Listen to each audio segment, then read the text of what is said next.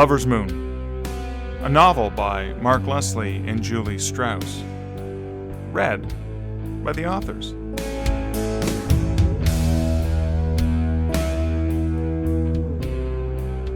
Wednesday, October 12th, 2011. Chapter 16. Gail. The sounds of my feet on the sidewalk faded away as I cut over the 79th Street transverse. When I did this run with Ben, we liked to circle the north side of the Great Lawn, but today I was trying to stay as far as possible from any thoughts of him, so I veered right. It was a slightly longer route, but in my heart I knew I could still beat him easily if he was here. Nothing made me faster than being annoyed. After all this time of texting, calling, and pleading, I'd finally gotten my brother to agree to a dinner out with Michael and me. And then Michael canceled. Michael fucking canceled. My heart pounded hard in my ears and I jacked up my speed again until the screaming in my lungs almost drowned out the sound of my brain going haywire. Michael fucking canceled. Now I would have to call my brother and explain that the dinner I had practically begged him on my knees to come to was not going to happen because the boyfriend he hated had bailed out. Again. The palatial facade of the Met loomed ahead of me, and I pounded harder until I thought my legs had caught on fire, and then I ran even faster for the final block. Must outrun the thoughts. I made it to 85th, completing my loop, and bent over double with my hands on my waist, gasping for breath. Those people who say they hate running can't possibly understand how well it obliterates emotion. If I had anything left in me, I'd go another 10 just to continue avoiding all these hideous feelings. When I could finally stand upright again, I sauntered back down the block to cool off and catch my breath. Crowds of tourists had taken up their spots on the steps of the Met's entrance, and I was certain I had run so fast that they only saw the blur of my red shorts as I bounded past them. They probably felt a pop in their ears, a breeze on their cheeks. Maybe they picked up on the panic I was sweating out of every pore in my body. Still honey-scented because every moment I wasn't with Michael was spent in our shop. The museum guards would notice the scorch marks on the pavement that weren't there only minutes before. They would all think they'd seen Superwoman. It's a bird, it's a plane, it's gullible Gail. Faster than a speeding lie, more powerful than a sexual obsession, able to leap to wild conclusions in a single bound. Oh, except my so-called boyfriend doesn't like Superman. Only regular guys who visit their family in Canada out of the blue. After all these months of Michael being concerned about my relationship with my brother, worrying that he was coming between siblings, fretting that I wasn't taking my brother seriously enough, after all that, Michael was visiting his family. He needed to go north the minute he had the chance to help me fix things. My brother still hadn't explained his bizarre comment from way back in July. I didn't know if the grave danger he'd mentioned meant that I'd spent more time with my vibrator than a woman with a steady boyfriend ought to, but if so, he was right. What could possibly be happening in Canada that Michael couldn't do in New York City? Nothing happens anywhere in the world that doesn't happen in Manhattan. Certainly nothing that has to happen tonight. We have entire restaurants dedicated to poutine, for God's sake. But suddenly Michael Andrews is homesick? On the very night he's supposed to start a relationship with the one family member I want him to like? It made no sense at all.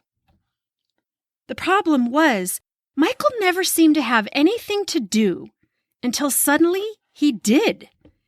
He always had these emergencies, and then he disappeared for days with no logical explanation. He was going to a writer's conference or doing a media blitz or something that sounded totally legit, but he never bothered telling me until the last minute. And then he was impossible to reach while he was gone. I was starting to think I was losing my mind. Not to mention, our sex life was a roller coaster. Usually, the man was like a hurricane in the bedroom. But when he returned from one of his trips, he was less of a storm and more of a stuffed animal. He only wanted to make out on the couch or cuddle and watch a movie. which was great. Of course, I could happily make out with him all day. But once I noticed that specific change in him always coordinated with his trips, I couldn't get it out of my head. Did he have a secret family? Was he getting super horny thinking about his wife? And then by the time he got back to me, his side chick, he'd used up all that energy? I couldn't think of other reasons. I had paced back and forth in front of the museum 3 times and still hadn't caught my breath. A woman with dark eyes watched me pace, and I had a sudden urge to ask her for help. I tried to imagine how I would explain my situation. I could say, my current boyfriend.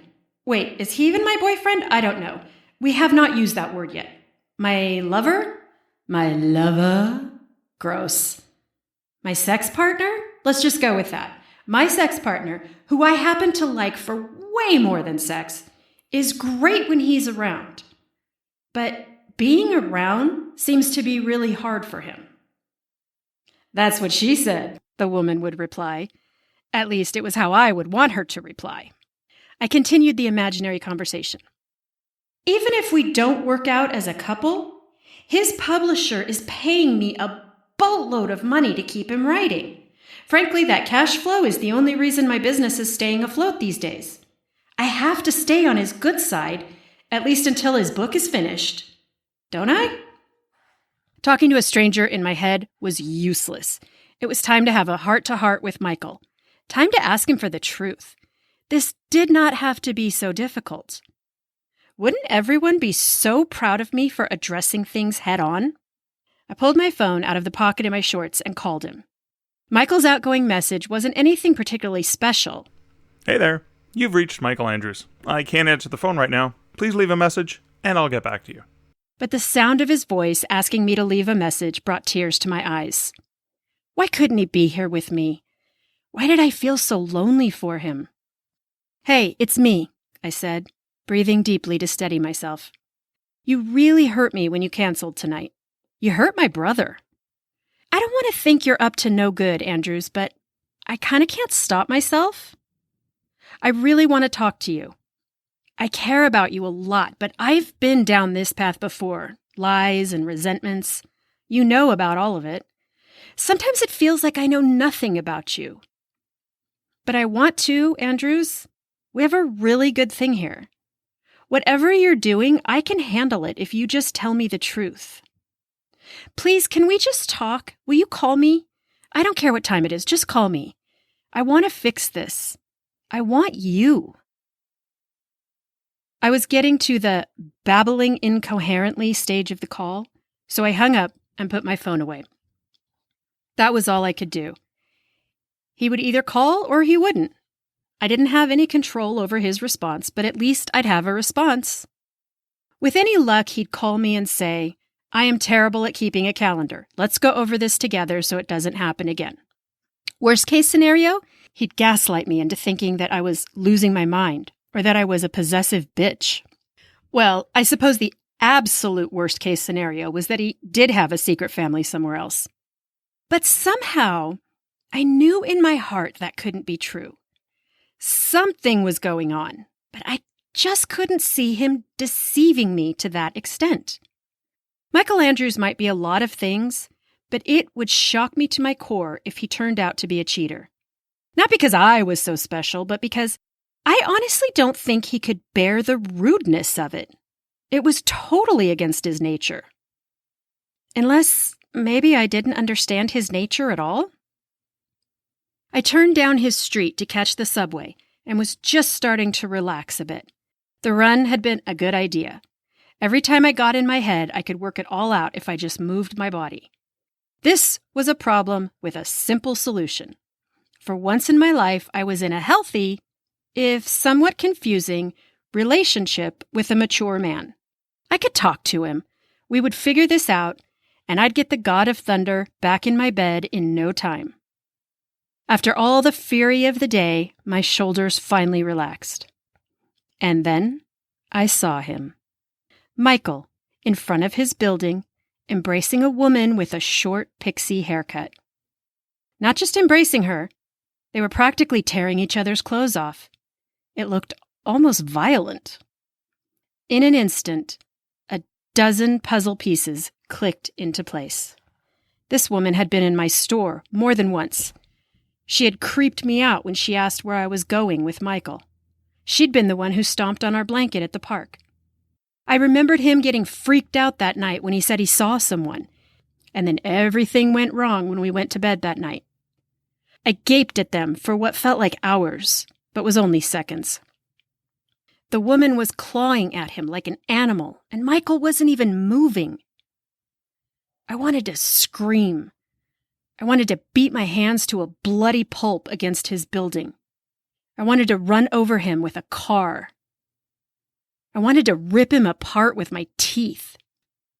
Instead, I turned and ran, faster than I've ever run before. He is a fucking monster.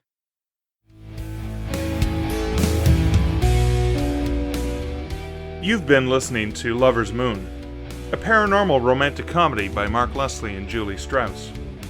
Read by the authors. Lover's Moon is book 5 in the Canadian Werewolf Series, published by Stark Publishing and available in print, ebook, and audiobook. The music used in this production, Waltz Primordial by Kevin MacLeod featuring Alexander Nakarada, was licensed via Incomptech.com and is copyrighted by Kevin MacLeod.